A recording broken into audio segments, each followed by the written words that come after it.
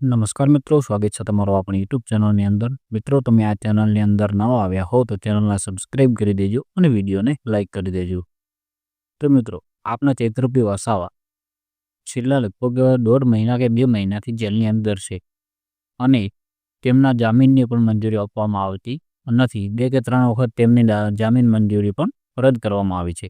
તો મિત્રો, તમને શું લાગે છે કે ચૈત્રભાઈ વસાવાને જેલની બહાર છોડવામાં આવે છે કે નહીં આવે? તે કોમેન્ટ જરૂર કરજો અને આપણી ચેનલમાં તમે નવા આવ્યા હો તો ચેનલને સબસ્ક્રાઈબ પણ કરી દેજો. તો મિત્રો, હાલમાં સોશિયલ મીડિયાના માધ્યમથી અને લોકો દ્વારા એવું જાણવા મળી રહ્યું છે કે ચૈત્રભાઈ વસાવાને 28 ઓગસ્ટના રોજ જેલમાંથી છોડવામાં આવે છે. તો તે સાચું છે કે ખોટું છે તે પણ તમે કોમેન્ટ જરૂર કરજો. અને જે માહોલ છે એ પ્રમાણે તો મને એવું લાગે છે કે ચૈત્રભાઈ વસાવાને 28 તારીખે 100% છોડી દેવામાં આવે છે. લોકો એવું કહે છે કે ચૈત્રભાઈ વસાવા ઉપર ખોટો કેસ લગાવે છે અને મને પણ એવું જ લાગે છે કે ચૈત્રભાઈ વસાવા સાચા છે. તો ચૈત્રભાઈ વસાવાને હજી સુધી જેલમાં કેમ રાખવામાં આવ્યા છે? કેમ કે ગ્લાસ મારવાથી માણસ ના મરી જાય.